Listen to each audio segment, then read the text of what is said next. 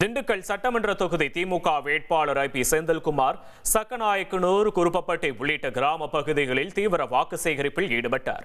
அப்போது பேசிய அவர், மகளிர் உரிமை தொகை, காலை உணவு திட்டம் உள்ளிட்ட திமுக அரசின் சாதனை திட்டங்கள் தொடர மீண்டும் மு.க. ஸ்டாலின் முதலமைச்சராக வேண்டும் என வலியுறுத்தினார்.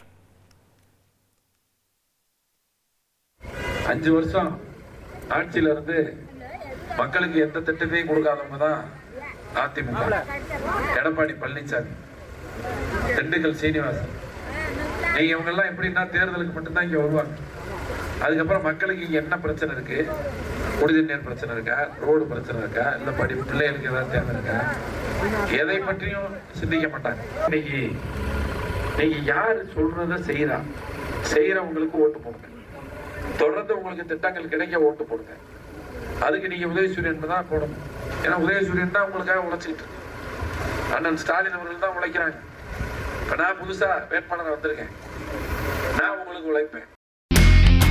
இனி செல்லும் இடமெல்லாம் செய்தி.